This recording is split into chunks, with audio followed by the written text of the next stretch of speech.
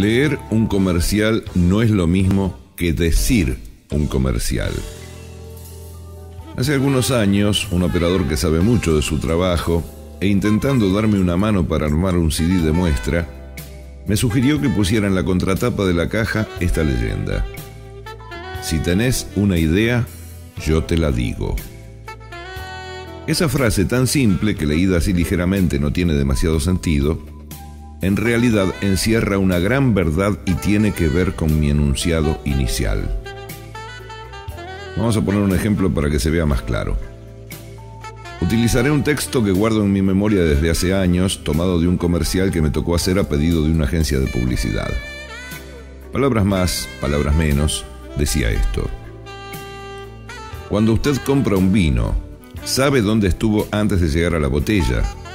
El proceso es muy largo y también muy largo el camino desde que se toma la uva hasta que llega a su mesa. Luego del pisado y procesado de la uva, el vino es guardado en cubas de madera, generalmente roble, donde se lo hace estacionar. Hasta ahí todo bien, pero los viñedos suelen estar lejos de los centros urbanos, lo que implica un transporte que modifica las calidades originales. Algunas empresas utilizan camiones especialmente diseñados donde el producto se transporta hasta los centros de envasamiento que sí están cerca de las bocas de consumo. Ese vino se mueve constantemente dentro del camión y sufre los efectos del cambio de temperatura, entre otras tantas cosas, y cuando llega a usted ya poco le queda de aquel que fue obtenido de las uvas originales.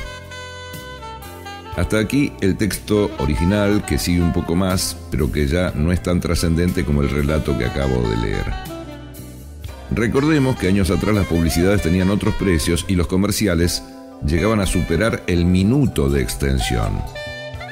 Ese mismo texto que leí, hoy en día hasta se le pide al locutor que lo robotice, es decir, que no tenga inflexiones, sino que parezca todo dicho del mismo modo, lo que atenta aún más al mensaje que intenta llevar el consumidor.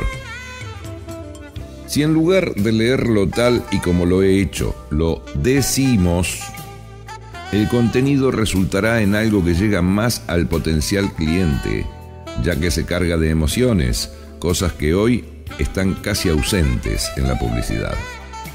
Escuchemos y evaluemos la diferencia. Voy a leer el mismo texto, pero no lo voy a leer, lo voy a decir.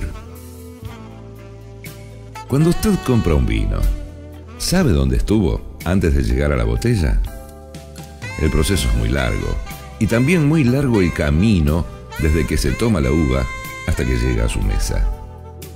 Luego del pisado y procesado de la uva, el vino es guardado en cubas de madera, generalmente roble, donde se lo hace estacionar. Hasta ahí todo bien, pero los viñedos suelen estar lejos de los centros urbanos, lo que implica un transporte que modifica las calidades originales. Algunas empresas utilizan camiones especialmente diseñados donde el producto se transporta a los centros de envasamiento, que sí están cerca de las bocas de consumo.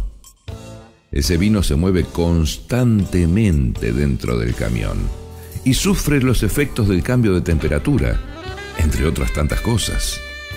Y cuando llega a usted, ya poco le queda de aquel que fue obtenido de las uvas originales. No hace falta ser un especialista en la materia para notar la diferencia de una y otra forma de expresar ese texto, ¿no?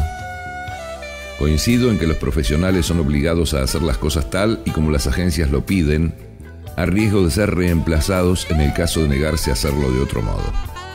Sin embargo, se les puede sugerir hacerlo de otra manera que llegue más a la gente, y así mostrarles que existen diferentes formas de hacerlo. Seguramente más de un creativo, al notar esas diferencias, contemple la posibilidad de generar el cambio, y la publicidad en general se beneficiará al hacer las cosas de un modo tal que termine siendo más vendedora, llegando a más gente. ¿No le parece?